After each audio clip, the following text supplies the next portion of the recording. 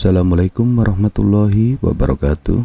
Tersebutlah dalam sebuah hikayat bahwa di negeri Damaskus sebelum pemerintahan Khalifah Abdul Malik bin Marwan, hiduplah seorang raja bernama Raja Umar An-Nu'man. Ia termasuk raja raksasa yang kuat dan telah menundukkan beberapa raja dan kaisar. Tubuhnya tahan api dan tidak mempan terhadap senjata. Ia memerintah di beberapa wilayah sekaligus dan hukumnya berlaku hingga pelosok-pelosok desa. Seluruh rakyat tunduk patuh. Pasukannya tersebar di berbagai negeri.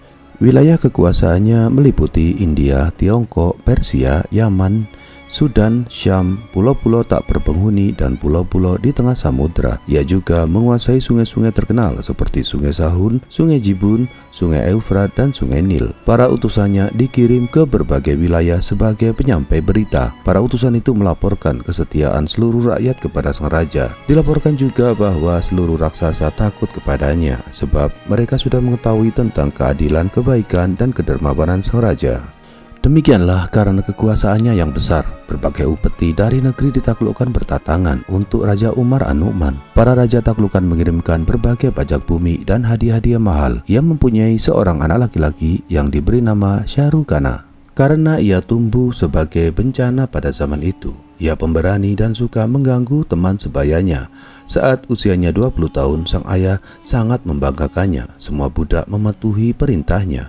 Karena sifatnya yang kejam, Raja Umar An-Nu'man mempunyai 4 orang istri, tetapi hanya dikaruniai seorang anak laki-laki dari salah satu istrinya. Jumlah selir sang Raja Umar An-Nu'man sebanyak 360 perempuan dari berbagai suku bangsa. Jumlah ini disesuaikan dengan jumlah tahun dalam kalender Qibti.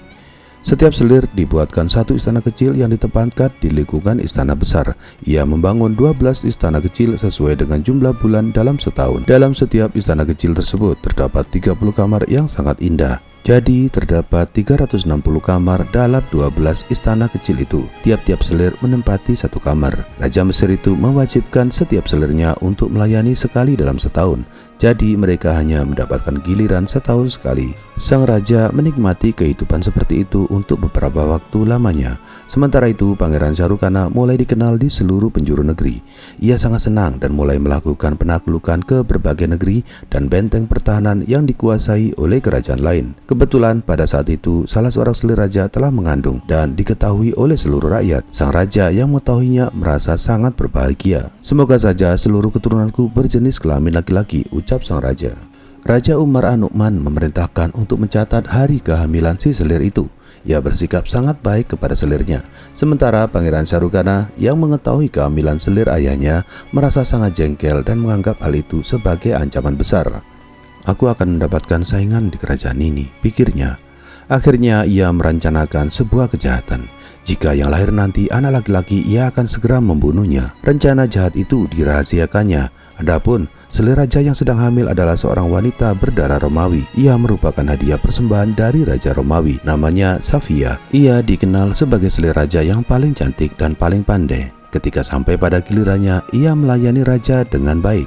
Hamba berharap kiranya Tuhan penguasa langit menganugerahkan seorang anak laki-laki yang akan menjadi penerus baginda yang berasal dari rahim hamba. Hamba akan mengasuh dan mendidiknya dengan sebaik-baiknya agar kelak ia menjadi putra raja yang berakhlak mulia, kata Ratu Safia. Raja Umar An-Nu'man merasa takjub dan senang mendengar harapan dari Ratu Safia. Ketika bulan kehamilannya sudah sempurna, Ratu Safia duduk di tempat ibadah. Ia memang taat beribadah. Ia berdoa kepada Tuhan agar menganugerahkan kepadanya seorang anak laki-laki yang saleh, dan semoga Tuhan memudahkan kelahirannya, dan terus berharap agar Tuhan mengabulkan semua doa-doanya. Raja Umar An-Nu'man menugaskan seorang budak untuk nantinya memberitahukan kepadanya apakah yang lahir itu bayi laki-laki atau perempuan. Demikian pula dengan Pangeran Syahrukana. Ia juga mengutus seorang mata-mata untuk memberitahukan hal tersebut. Sampai tiba waktunya di mana Ratu Safia kemudian melahirkan bayi perempuan. Budak itu segera menemui rajanya untuk memberitahukan kejadian tersebut. Hal yang sama juga dilakukan oleh mata-mata yang ditugaskan oleh Pangeran Syahrukana. Mengetahui bahwa yang lahir adalah bayi perempuan yang sangat cantik bagaikan bulan purnama, Pangeran Syahrukana sangat gembira. Ketika para pelayan meninggalkan Ratu Safia dengan bayi perempuannya, ternyata Ratu Safia merasakan ada sesuatu di dalam perutnya. Tunggulah barang sebentar, sepertinya masih ada sesuatu di dalam perutku, kata Ratu Safia kepada dukun persalinannya. Ratu Safiyah menekan nafasnya, berusaha mengeluarkan sesuatu yang ada di dalam perutnya. Ternyata yang keluar adalah seorang bayi laki-laki yang tampan bagai bulan purnama, dengan mata jernih dan pipi merah delima. Seluruh selir raja dan pelayan ikut bergembira. Sebagai ungkapan kegembiraan mereka melepaskan burung-burung yang ada di dalam sangkar. Namun demikian, di antara para selir ada juga yang merasa iri mendengar kabar tersebut. Raja Umar an-Nu'man sangat senang dan segera menemui Ratu Safiyah seraya menciumnya. Sang raja memerintahkan agar bayi perempuannya diberi nama Nazratus Zaman dan bayi laki-lakinya diberi nama Daul Makan. Untuk menyambut kelahiran dua anaknya, Raja Umar an-Nu'man memerintahkan agar diadakan sebuah penjamuan besar. Penduduk kota ikut menyambut kelahiran kedua anak tersebut dengan penuh rasa syukur. Mereka menghias kota Damaskus dengan seindah-indahnya. Raja menyambut tamu undangan dari kalangan pembesar kerajaan yang datang untuk mengucapkan selamat. Raja kemudian memberikan berbagai hadiah kepada mereka sebagai ungkapan terima kasih. Demikianlah waktu 4 tahun telah berlalu. Pengasuhan Pangeran Daul Makan dipercayakan kepada selir, sedangkan Pangeran Syarukana hanya mengetahui bahwa adiknya hanya ada satu dan perempuan, yakni Putri Nazratus Zaman. Oleh karena itu, ia menjalani kehidupan seperti biasa, berfoya-foya, berburu, tanpa kekhawatiran ada saingan dalam memperebutkan mahkota raja. Sampai suatu hari ketika Raja Umar an-Nu'man sedang duduk-duduk, masuklah panglima kerajaan. Ia membungkuk hormat di depan raja. "Wahai Baginda, utusan Raja Romawi minta izin untuk menghadap. Jika Baginda berkenan, hamba akan membawanya untuk menghadap pada Baginda," ucap panglima itu. Sang raja memberikan izin, lalu masuklah beberapa utusan dan segera membungkuk penuh hormat. Sang raja menerima penghormatan mereka seraya menanyakan keadaan mereka. "Wahai raja yang mulia dan perkasa, kami adalah utusan Raja Afridun, Raja Romawi yang beragama Kristen dan bertempat di Konstantinopel." Kata utusan itu menerangkan, Baginda Raja Afridun sedang dalam peperangan melawan raja yang kejam dan bengis, yakni Raja Kaisari. Sebab Raja Arab mendapatkan harta karun peninggalan Raja Iskandar Agung dalam beberapa peperangan yang dimenangkannya. Di antara harta karun tersebut terdapat 3 buah permata mahkota sebesar telur burung unta. Kabarnya permata itu sangat berharga dan tiada tandingannya. Permata-permata itu berukir huruf Yunani yang bisa menjadi azimat yang cukup sakti. Di antara kehebatan azimat tersebut adalah jika dikalungkan kepada bayi, maka sang bayi tidak akan terkena sakit seumur hidupnya selama permata itu masih tergantung di lehernya. Ia juga tak akan kepanasan ataupun merasa kedinginan. Nah, ketika Raja Arab tersebut merasakan khasiat baru permata berukir huruf Yunani itu, ia bermaksud menghadiahkannya kepada Raja Afridun. Ia kemudian mengutus beberapa pengawal untuk menjaga hadiah tersebut di lautan. Saat itu sang raja merasa bahwa hadiah persembahannya itu akan aman dari perampok karena dijaga oleh pengawal pilihan. Di samping itu, ia adalah Raja Arab. Lautan yang akan dilaluinya adalah termasuk wilayah kerajaan Konstantin. Ketika utusan Raja Arab datang dengan 2 kapal yang sudah siap, mereka pun berangkat. Saat mendekati kerajaan kami, mereka dihadang oleh para perampok, dan di antara mereka ada yang berasal dari kerajaan Kaisaria. Para perampok menjara seluruh isi kapal dan membunuh seluruh pengawal. Berita itu sampai kepada raja kami, maka dikirimkanlah pasukan kerajaan. Namun mereka dapat dikalahkan oleh para perampok. Kemudian dikirim lagi pasukan yang lebih kuat, tetapi tetap saja dapat dikalahkan. Raja menjadi murka dan bersumpah akan mengerahkan seluruh pasukan yang akan dipimpinnya sendiri, serta tidak akan kembali sebelum menghancurkan kerajaan Kaisaria. Adapun keinginan dari raja kami adalah bantuan untuk memperkuat pasukannya. Sungguh, raja kami telah mengirimkan hadiah sebagai persembahan kepada raja yang mulia dan perkasa. Semoga Baginda dapat bermurah hati kepada kami. Lalu para utusan itu membungkuk hormat di hadapan Raja Umar an-Nu'man. Adapun hadiah-hadiah yang dimaksudkan para utusan tersebut adalah 50 orang pelayan perempuan berdarah Persia dan 50 budak laki-laki yang membawa kantong kain sutra berisi emas dan perak. Setiap budak memakai anting-anting emas bertata batu lu'lu seberat 1000 mitskal, sementara para jariyah memakai pakaian yang mahal. Ketika mendengarkan permintaan dari utusan Raja Romawi berikut hadiah yang ditawarkan itu, Raja Umar an-Nu'man menerima mereka dengan senang hati. Raja memerintahkan agar para utusan dilayani dengan baik. Kemudian Raja bermusyawarah dengan para menterinya mengenai apa yang akan dilakukannya. Salah seorang menteri berdiri untuk menyatakan pendapatnya. Menteri yang sudah tua itu dikenal sebagai Wazir Dunadan. Ia membungkuk hormat di hadapan Raja Umar an-Nu'man. Baginda yang mulia, menurut hemat hamba, sebaiknya Baginda mengirim pasukan yang dipimpin oleh Pangeran Syahrukana, dan kita semua berada di antara pasukannya. Pendapat hamba ini mengandung kebaikan dalam dua hal. Pertama, bahwasanya Raja Romawi telah meminta perlindungan kepada Baginda. Ia telah mengirimkan hadiah untuk Baginda, dan Baginda juga telah menerimanya. Kedua, musuh tidak dapat menyerang negeri kita. Maka apabila pasukan kita memperoleh kemenangan, tentu hal ini akan dihubungkan dengan kesuksesan Baginda. Beritanya akan tersebar ke berbagai kerajaan. Tentu raja-raja itu akan mengirim berbagai hadiah kepada Baginda. Mendengar saran dari Wazir Dunadan, Raja Umar an-Nu'man terkesima. Pendapat seperti inilah yang diperlukan oleh seluruh raja di dunia, ucap Raja Umar an-Nu'man. Menurutku justru engkaulah yang harus memimpin pasukan, sedangkan anakku si Syahrukana berada di belakang pasukan. Lalu Raja Umar an-Nu'man memberikan hadiah kepada sang wazir, kemudian memerintahkan pengawal untuk memanggil sang putra. Ketika Pangeran Syahrukana sudah hadir, ia memberitahukan mengenai rencana keberangkatan pasukan.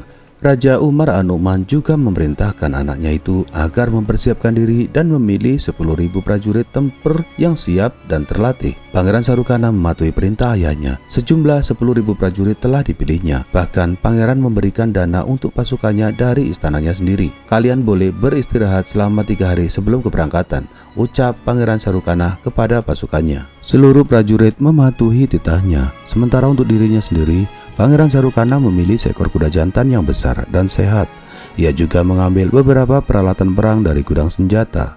Setelah beristirahat selama 3 hari, pasukan kerajaan berangkat meninggalkan kota. Raja Umar an-Nu'man melepas kepergian mereka hingga di pinggir kota istana. Ia membekali anaknya dengan 7 peti harta dan berpesan kepada Wazir Dunadan agar mengawasi anaknya beserta seluruh prajurit. Kepada anaknya, Raja berpesan agar memusyawarahkan seluruh persoalan dengan wazir. Pangeran Syahrukana mematuhi titah ayahnya.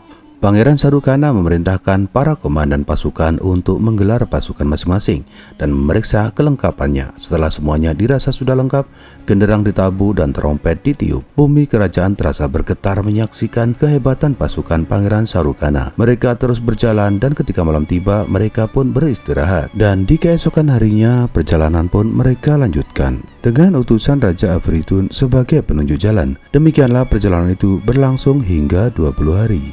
Pada hari ke-21, pasukan Pangeran Syahrukana sampai di sebuah lembah yang sangat luas dan banyak ditanami pohon. Saat itu, malam telah tiba. Maka Pangeran Syahrukana memerintahkan seluruh pasukannya untuk menginap di lembah tersebut selama 3 hari. Para pasukan pun beristirahat. Mereka mendirikan tenda. Pasukan terbagi dalam 2 bagian dengan 2 tenda besar yang saling bersebelahan. Sementara itu, Wazir Dunadan tinggal bersama utusan Raja Afridun yang beristirahat di tengah lembah. Pangeran Syahrukana berhenti sejenak menunggu selesainya seluruh pasukan mendirikan tenda. Kemudian ia melepaskan kudanya untuk mencari makan di rerumputan. Pangeran tidak memeriksa lembah. Ia membawa beberapa orang pengawal sebagaimana yang selalu dipesankan oleh ayahnya. Saat itu mereka berada di wilayah perbatasan negeri Romawi, yakni di Balaya musuh. Setelah memerintahkan para pengawalnya untuk kembali mendampingi Wazir Dunadan, pangeran pergi berkuda sendirian menyusuri sisi-sisi lembah hingga malam mulai merambat. Pangeran merasa masyghul dalam keadaan sekitar lembah itu. Tiba-tiba pangeran merasa sangat letih dan mengantuk hingga ia tidak mampu menghentakkan kudanya lagi. Sudah menjadi kebiasaan sang pangeran tidur di atas punggung kuda, maka saat itu pun ia tertidur di atas kuda yang terus berjalan hingga setengah malam telah berlalu. Kuda itu masuk ke dalam hutan yang lebat oleh pepohonan. Pangeran Syahrukana terus tertidur hingga ia dibangunkan oleh bunyi lonceng yang berada di kalung kudanya. Ketika terbangun, ia mendapati dirinya berada di antara pepohonan. Saat itu, bulan telah memancarkan sinarnya, menerangi timur dan barat. Pangeran Syahrukana merasa gelisah ketika mengetahui keadaannya yang tersesat di tempat itu. Saat itu, pangeran merasa takut kalau ada binatang buas. Pangeran bingung karena tidak mengetahui kemana ia harus pergi. Saat Pangeran Syahrukana memandangi bulan yang menyinari padang rumput dengan gembira, ia mendengar suara tawa yang nyaring dan merdu serta mempesona. Pangeran Syahrukana turun dari kudanya. Ia berjalan hingga sampai di tepi sungai dengan air yang mengalir dengan tenangnya. Demi Al-Masih, terdengar perempuan berkata, "Sungguh kalian semua pengecut. Siapa yang berani berbicara di hadapanku, satu kata saja akan kupukul dan kuikat. Pangeran Sarukana menuju ke asal suara itu. Tampak burung-burung bersenda gurau dengan sekawanan kijang yang asik berendam di sungai. Lembah itu bagai bentang kain hijau bersulam tumbuh-tumbuhan yang warna-warni. Pangeran melihat sebuah bangunan gereja yang amat besar. Di bawah sinar perak sang rembulan, air sungai bergerak kemilau menuju sebuah telaga. Tampak beberapa wanita cantik dikelilingi oleh wanita-wanita yang tidak kalah cantik. Mereka tampak anggun karena mengenakan kain sutra. Wanita yang paling cantik itu berbicara kepada yang lain, dan ia segera dikelilingi oleh mereka yang tampaknya adalah para dayang-dayang. Ternyata semuanya dipukul dan diikat oleh si wanita yang paling cantik itu. "Hei gadis jahat," bentak wanita yang tertua, "apakah dengan memukul dan mengikat mereka membuat hatimu puas? Ketahuilah, aku sudah bertarung 40 kali dan selalu menang. Sedangkan engkau yang baru sekali menang sudah menyombongkan diri seponga itu. Ayo, lawanlah aku jika engkau berani. Kepalamu akan kuletakkan di antara kedua kakimu." Si gadis tercantik tersenyum, namun sesungguhnya hatinya sangat marah. "Hei nenek sial," bentaknya, "apakah engkau benar-benar hendak melawanku?" "Ya," sahut nenek itu. "Ayo maju," teriak si nenek dengan kalapnya. Keduanya pun berhadapan-hadapan. "Aku akan melepas pakaian luarku dahulu," izin si nenek. "Silakan," sahut si gadis. Nenek itu pun melepas pakaian luarnya lalu mengambil sapu tangan sutra. Ia memasukkan tangannya di balik sapu tangan itu dan meletakkannya di atas tubuhnya. Lalu ia menjadi seperti jin ifrit. "Tirulah aku," teriak si nenek. Pangeran Sarukana menyaksikan semuanya. Saat itu si gadis bangkit menyingsingkan celana. Tampak betisnya seperti batu marmer. Tiba-tiba keduanya bergumul dalam satu pertarungan. Pangeran Sarukana berharap si gadislah yang akan memenangkan perkelahian itu. Tampak olehnya si gadis mencengkeram mulut si nenek dengan tangan kirinya dan mencekik lehernya dengan tangan kanannya. Si nenek berontak dan jatuh. Namun ia segera berdiri dengan meregangkan kedua kakinya. Hingga tiba-tiba terdengar suara hembusan keras seperti kentut. Tampaklah asap hitam membumbung ke langit. Menyaksikan kejadian ini, Pangeran Sarukana tertawa hingga terlentang. Kemudian Pangeran Sarukana bangkit. Namun ia tak menemukan apa-apa selain tubuh si nenek yang tergeletak tak berdaya. Memang sial nasib si nenek itu, guman Pangeran Sarukana. Pangeran Sarukana beranjak mendekat, ingin tahu apa yang sebenarnya telah terjadi. Tampak si gadis bangkit tertatih mendekati si nenek dan menyelimuti tubuhnya yang telanjang dengan kain sutra. "Nenek, aku tidak bermaksud untuk mencelakaimu. Puji Tuhan, engkau tidak mati," ucap si gadis. Nenek itu bangkit tanpa sepatah kata pun. Ia berlalu dengan rasa malu tak tertahankan karena kalah dalam perkelahian itu. Si gadis menghampiri para dayang yang terikat tak berdaya. Ia tersenyum bangga penuh kemenangan. "Rupanya inilah hikmah di balik keadaanku yang tersesat di dalam perjalanan. Barangkali gadis itu akan menjadi kekayaan bagiku," guman Pangeran Sarukana. Lalu Pangeran Sarukana segera memacu kudanya mendekati si gadis. "Allahu Akbar," seru Pangeran Sarukana. Si gadis menyadari bahwa ada seseorang yang datang.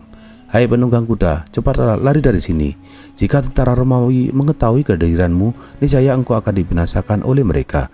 Sebab dari keadaanmu yang seperti itu, tampaknya engkau tidak akan mampu melawan seorang wanita sekalipun," sahut si gadis.